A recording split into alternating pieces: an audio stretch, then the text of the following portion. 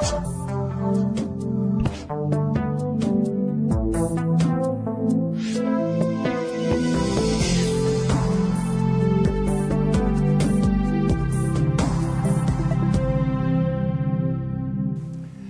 šajā svētdienā, un mūsu pārdomām ir Malahijas grāmata, 3. nodaļa, no 13 līdz 21.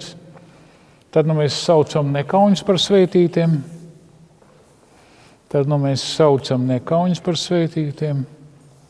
Ar jautājumu zīmi. Malahija 3, 13 līdz 21. Smagi jeb skarbi gan bija jūsu vārdi pret mani, saka Jahve, jeb kungs.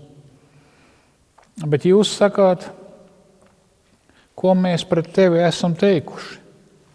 Jūs teicāt, tas ir velti kalpot Dievam. Kāds labums turēt, ko viņš ir teicis, un staigāt kā sērotājiem pulku Jahves priekšā? Tad mēs saucam nekauņus par svētītiem. Ļaundari nevien zeļ, bet viņi pārbauda Dievu un izglābjas. Bet tie, kas bīstas Jahves, runāja viens ar otru un ieklausījās Jahve un sadzirdēja.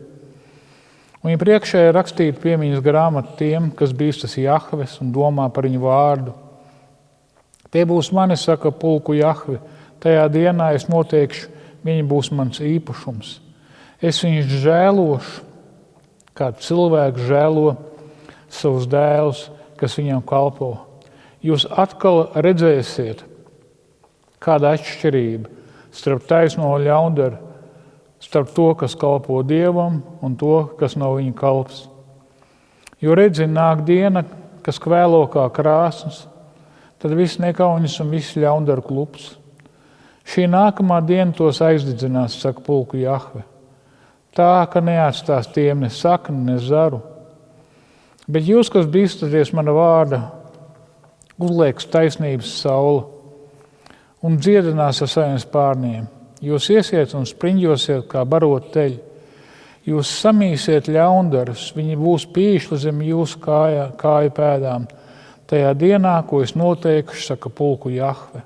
Tas ir Dieva vārds. Amen.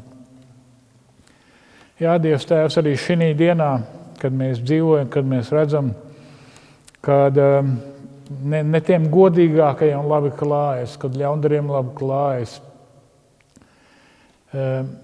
lai mūsu sirds arī neskrien līdz, vai lai arī mēs nepavelkamies ar domu, ka svētīti ir ļaundari, kur tad tu esi, lai mēs vienmēr atceramies, ka tu esi klātesošs un ka tu mūs dzirdi.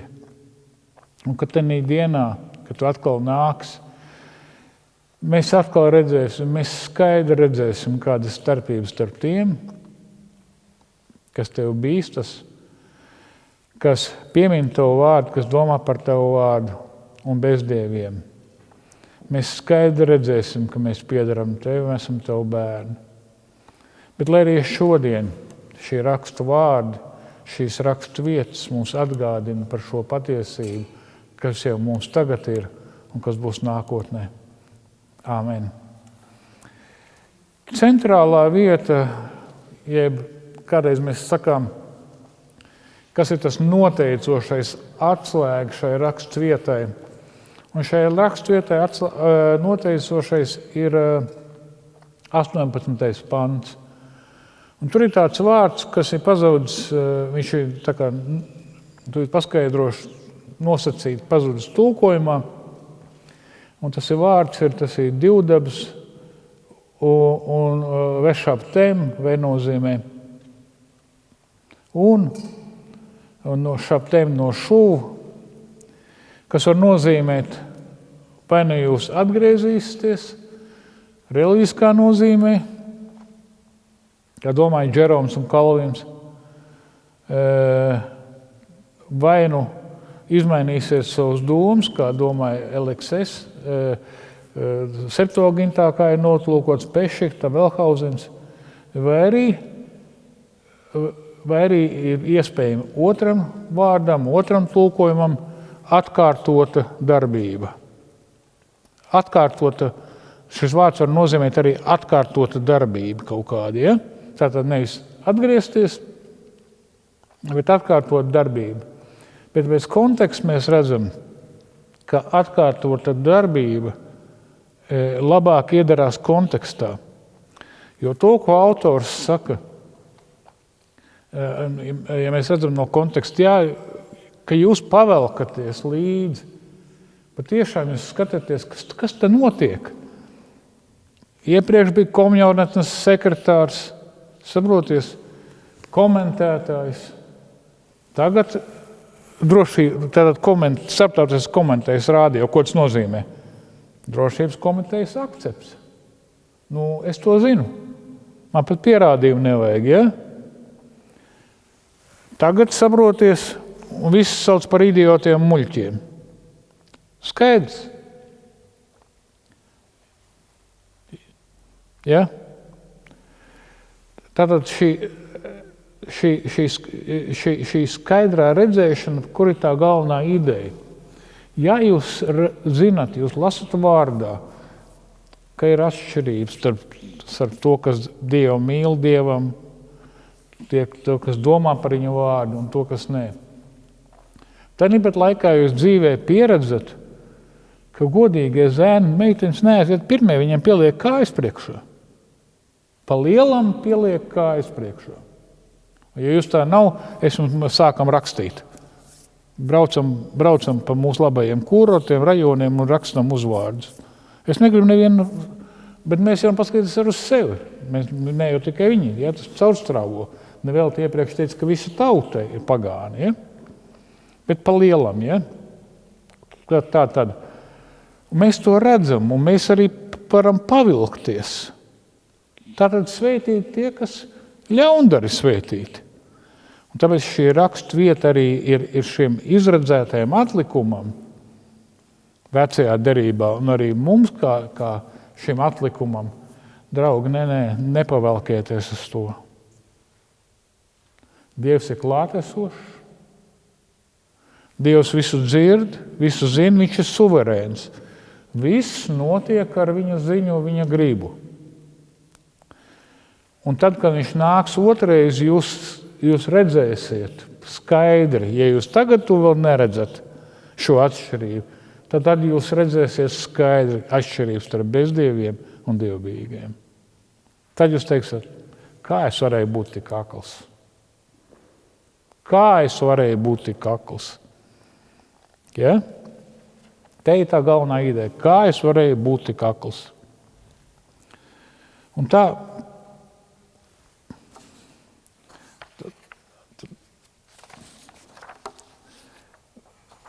no 13 līdz 15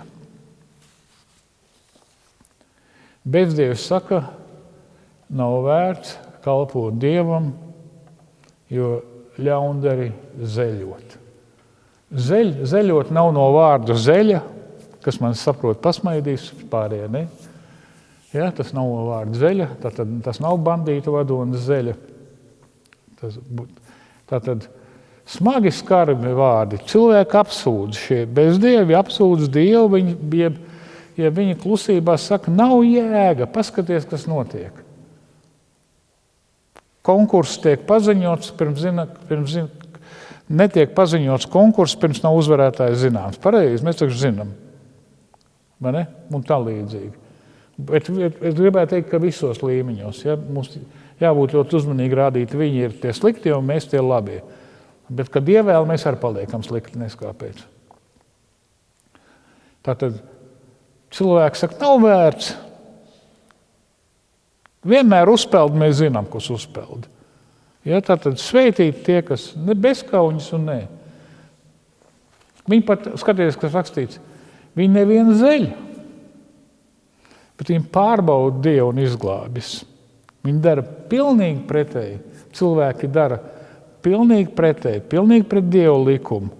Viņiem ir ok. Viss notiek. Viss notiek. Un raksti jau ļoti reāli, kā mēs arī lasījām 73. psalmā, kur viņš teica, skaties, kas notiek. Dievs, kas notiek?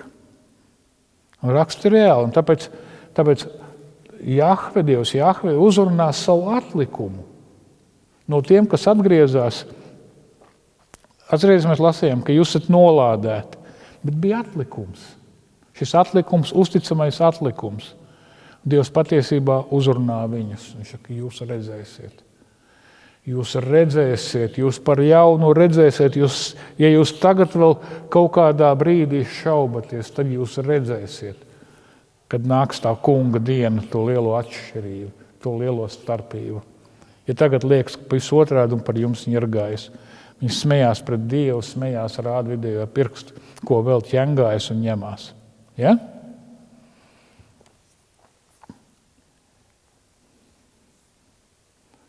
Dievbijīgie būs Jahvis īpašums viņa atnākšanas dienā. Un tur šis vārds ir segulā. Segulā jau nāk no tas ebreju vārds, kas nāk no 2. Mūzes grāmatas 19. nodaļas, jūs būsiet mans īpašums, un segulā nozīmē īpašs dārgums, atsuraugs. Jūs būsiet man īpašs dārgums, īpašs atsuraugs, jūs būsiet mani bērni. Jūs būsiet īpaši dārgi mani bērni. Bet pārējo liktenis būs gaušs, kā mēs vēlāk redzēsim. Bet tie, kas bīstas Jahves, runāja viens ar otru un ieklausījās. Viens ar otru un ieklausījās Jahve un sadzirdēja.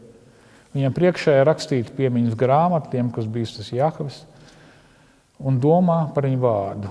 Tie būs mani, saka pulku Jahve, tajā dienā, ko es noteikšu, viņi būs mans īpašums, es viņus žēlošu, kā cilvēks žēlos savu dēlu, kas viņam kalpo.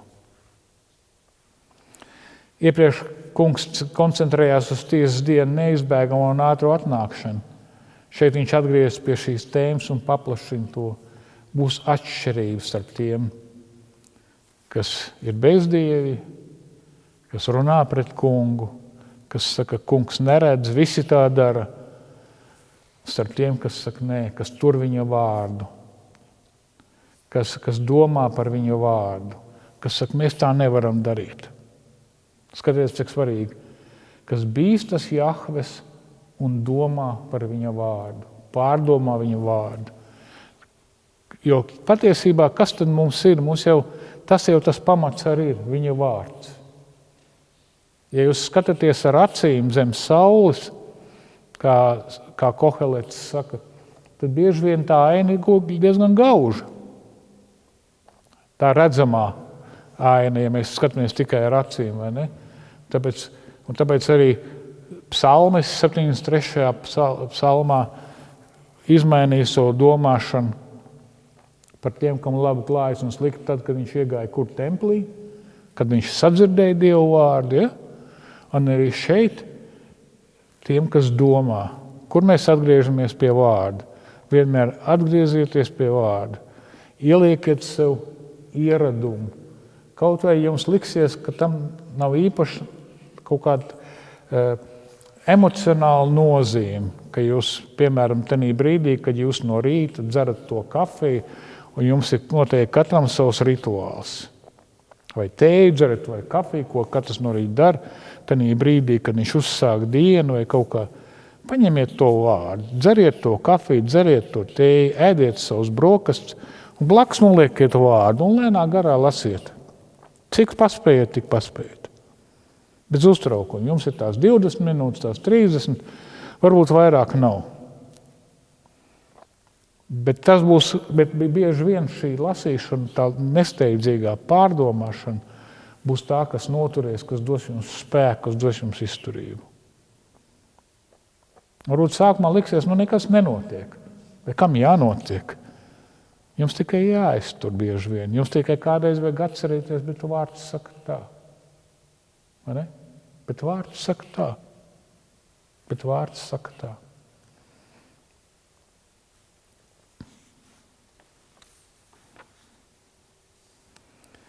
Jahve kungs dzird no debesīm un visu pieraksta. Protams, viņš varbūt fiziski nepieraksta, bet viņš visu atcerās. Un Lūkas evaņģēlijā, atcerieties, kur Kristus saka, nepriecājieties par to, ka gari jums pakļaujas. Viņš saka apustuļiem, Lūka 10:20, bet priecājieties par to, ka jūsu vārdi ir ierakstīti debesīs. Vēstulē Filipiešiem 4:3. Jā, es lūdzu arī tevi, tu, kas esi ciešā saistībā ar mani, palīdz arī tu viņām, kas evaņģēlijas sludināšanā cīnījās kopā ar mani un Klēmentu un pārējiem maniem darba biedriem, kuru vārdi ir rakstīti dzīvības grāmatā. Un ja mēs paskatāmies arī atklāsmes grāmatā, atcerieties 20. nodaļā, kur rakstīts, un ik viens, kuru vārds nebija ierakstīts dzīvības grāmatā, tika iemests uguns ezerā.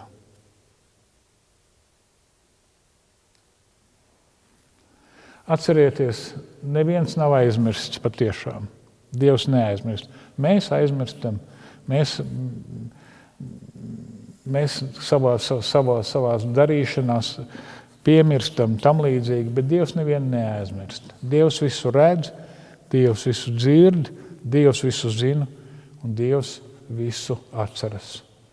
Nav neviena vārda vai domas, kas palikt viņā nepamanīti. Kāds ir labums vai iegūms no kalpošanas viņam? Kāds tad ir labums? Un atbildi ir viņš pats. Sadraudzība ar viņu. Būt par viņu bērnu. Būt par viņu bērnu. Sadraudzība ar viņu. Tie būs viņa tauta, un viņš būs viņa Dievs. Jahves sargās uzticīgos, kā tēvs saudzē savu uzticīgo dēlu, kā savus bērnus. Viņi būs viņa mīļotie bērni. Viņi būs viņa atsuraugs un dārgums. Bet viņi to redzēs. Viņi tagad jau ir, bet tad viņi to sapratīs. Tagad mēs tiekam, esam aizrauti, tagad mēs šaubamies. Tagad mēs kādreiz domājam, varbūt tiešām mums vajadzēja skaties, kā tiem klājas. Un tad mēs redzēsim, paldies Dievam, ka mēs nepavilkāmies. Paldies Dievam, ka tu mūs atvilki atpakaļ. Paldies Dievam, ka tu mūs noturēji. 1. Pētera vēstulē 2. nodaļā 9.10. pantā mēs lasām, kur svētais gars uzrunā kristiešus, bet jūs esat izradzēti cilts. Ķēnišķa priestera saime, svēta tauta, tā īpašums, kas jūs no tumsas ir aicinājis savā brīnamajā gaismā, lai jūs sludinātu viņa izcilos darbus. Jūs, kas reiz nebijāt Dievu tauta, bet tagad esat Dievu tauta. Jūs, kas nebijāt apžēloti, tagad esat kļuvuši apžēloti. Un jūs par jaunu redzēsiet, jūs sapratīsiet, jums tad pieliks, jūs skaidri redzēsiet, kāda ir atšķirība starp taisno un ļaundaru, starp to, kas kalpo Dievam un to, kas nav viņa kalps. Tanī dienā, kad viņš atnāks, tad jūs to redzēsiet. Un mums tagad jāsaprot, ka praviešiem, ja pravietojumos tā kunga diena, ja mēs lasām uzmanīgi veco derību un lasām jauno derību, mēs redzam, ka kunga diena ietvers periodu, viņa pirmo atnākšanu un viņu otro atnākšanu. Bieži vien šie pravietojumi ir kā viens notikums. Atcerieties, es stāstīju, ka viena no tām līdzībām, varētu saprast, ir kā kalnu grēdas. Kad jūs stāvat, jūs redzat vienu kalnu grēdu un uzreiz otru kalnu grēdu. Jūs redzat divus kalnu virsotnes. Bet jūs neredzat ko, kas starp viņām ir liela aizība, liels laiks, ja? Starp pirmo atnākšanu un otro. Un mēs dzīvojam šī starpā tagad, starp pirmo atnākšanu un otro. Šie ir šie pēdējie laiki. Šie ietver šo ideju kunga diena. Šie ietver pirmo atnākšanu, tātad, kad Kristus uzņēmās uguns svēlmi, kad tiesa iesākās ar viņu, iesākās ar mums un ietverēs sevi viņu otro atnākšanu, kad būs pēdējā tiesa. Ja?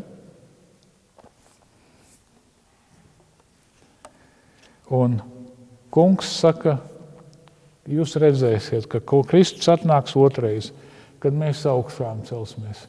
Jūs redzēsiet to briesmīgo atšķirību. Jūs redzēsiet to briesmīgu atšķirību. Kādreiz cilvēks saka, Dievs, vajadzētu kaut kādu brīnumu izdarīt, lai man tuvinieki ticētu. Es ar viņiem runāju, stāstu viņiem Dievu vārdu, viņi netic. Ja tu vai, piemēram, kā žurnālists Pozners, kādreiz viņš saviem, ko viņš intervēja, prasīja, ko jūs jautāt Dievam pašās beigās? Un teica, kāpēc tu man nedeva pietiekami daudz pierādījumu? Ja? Lūkas evaņģēlijā, atcerieties, ir šis notikums, kur aiziet bagātais un nabagais Lācars, un bagātais saka, ka viņam slikti klājas. Viņš saka Abrahāmam, viņš saka, sūti kādu pie maniem brāļiem, lai redz, cik būs slikti. Un ko viņam atbild? Viņam tik sludināts Dievvvārds, ja Dievvvārds jau nepalīdzēja nekādi augšām celšies, no miroņiem nekāda brīnuma nepalīdzēs. Tas, kas atgriež cilvēks, tas ir Dievvvārds. Dievs, protams, izmanto dažādi citus notikumus, bet gal galā tas pamat līdzeklis ir Dievvvārds, sludinātais, teiktais Dievvvārds. Un tā atšķirība būs gauža. Jahves dienā bezdievi tiks iznīcināti, bet dievbijīgie dziedināti. Jo redzināk diena, kas kvēlo kā krāsns, tad viss nekauņas un viss ļaundari klups. Šī nākamā diena tos aizdedzinās, saka pulku Jahve, tā, ka neatstās tiem ne sakni, ne zaru. Bet jums, kas bīstaties mana vārda, uzliekas taisnības saule, un jūs dziedinās ar saviem spārniem, jūs iesiet un spriņģosiet kā barot teļi. Mums varbūt tās, kas neesam pazīstami ar lopkopību, zinām, ka pavasarī, kad izlaiž laukā dzīvniekus no kūtīm, tad viņi priecīgi skrien pa lauku, vienkārši priecīgi deso vai spriņģo, vai sakiet, kā gribi. Ja? Jūs priecāsieties, ka kungs atnāks otrais, jūs skriesiet un priecāsieties. Ja? Jūs samīsiet ļaundarus, kad viņi būs pīšļi zem jūsu kāju pēdām tajā dienā, ko es noteikšu, saka pulku Jahve. Protams, tanīpat laikā, tad, kad jūs runājat ar cilvēkiem, bieži vien viņi netic, viņi nevar saprast, kā varbūt Dievs, viņi tā kā pasmaida par jums. Un, piemēram, ja jūs runājat ar cilvēku, vai Dievs ir, vai Dievs nav, viņš ir ateists. Un tā gadījies, ka jums ir ieroča nēsāšanas atļauja. Un tā gadījies, ka jums līdzi ir kolts. Un jūs tagad runājat ar šo cilvēku, jūs sakat, nē, Dievs ir augšām cēlies, viņš saka, nē, Dievu nav. Un te jūs nākamā brīdī sakat, labi, es tev piekrītu, Dieva nav, jūs pieliekat viņam pie deniņiem. Es jūs neaicinu to darīt, es jums stāstu vienkārši, kā saka, un ko viņš atbildēs. Mēs tādā veidā, ko strīdus nerisinam. Saka, kāpēc ne? Ja Dievu nav? Nav ne laba, ne ļauna. Ir tikai matērija. Labi, Dievs ir. Citam varētu sakot, jebkurā gadījumā esat uzvarējuši pareizi, ne? Bet jūs teiksiet, labi, tu esi izvēlējies pašvieglāko ateismu, vispār vieglu. Es lasīju interesantu stāstu. Indiešu izcelsmes kristietis un filozofs Mišāls Manvalgādī uzrakstīja brīnišķīgu grāmatu, kas saucās grāmata, kas padarīja rietumus varenus, lielus. Viņi latviski nav, bet angliski.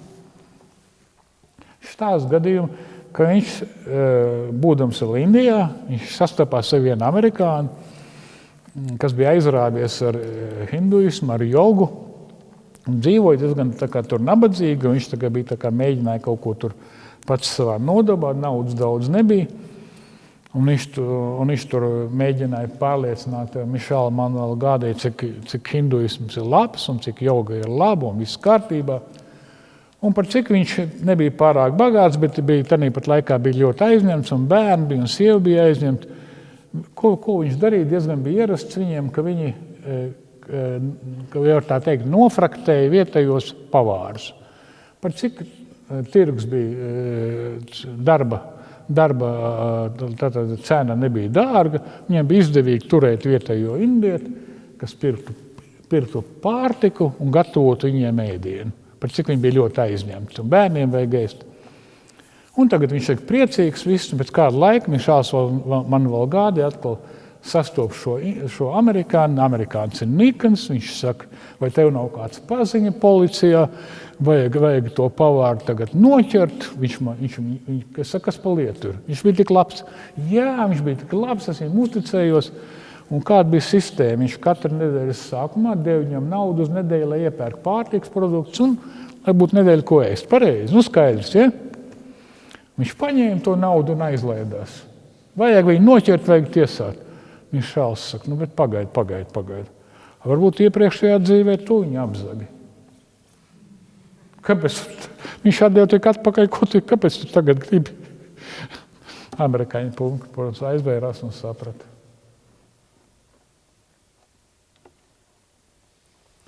Atcerieties, Kristus ir klātesošs, Dievs ir klātesošs. Viņš ir visu varens, viņš ir suverēns. Nekas, kas tagad notiek, nenotiek bez viņa gribas. Viss notiek ar viņa gribu. Viss, kas notiek mūsu dzīvē, labais un sliktais, viss kopā nāk mums par labu, ja mīlam Dievu. Atcerieties, Pāvils saka, viss kopā nāk tiem par labu, viss kopā, kas mīl Dievu. Viņš mūs pārveido tādā veidā. Viņš mūs dara līdzīgākus savu dēlu tēlam. Vai tas ir viegli? Nē, tas ir sāpīgi. Mūsu lepnums jāsit nost, mūsu egoisms jāsit nost, mūsu skaudība jāsit nost un tam līdzīgi un joprojām. Tāpat laikā atcerieties, ka Dievs visu redz, visu dzird. Jūs esat viņa īpašums Kristū. Ja vēl tagad jums ir šaubas, ja vēl tagad jūs domājat, vajadzēja tomēr to paņemt. Labi, ka jūs nepaņēmāt, labi, ka jūs atgriezāties. Ja jūs tagad to līdz galam skaidri neredzat, bieži vien jums ir šaubas, tad, kad Kristus atnāks, jums būs pilnīgi skaidrība, jūs priecāsieties, jūs skriesiet kā jauni teļi. Būsiet priecīgi par to, ka Dievs jūs sapratīsiet, jūs redzēsiet par jaunu, jums par jaunu pieliks, ka jūs esat Dieva mīļotie bērni. Amen. Būsiet mīļi gaidīt uz mūsu draudzes dievkalpojumiem svētdienās Lāčplēša ielā 37.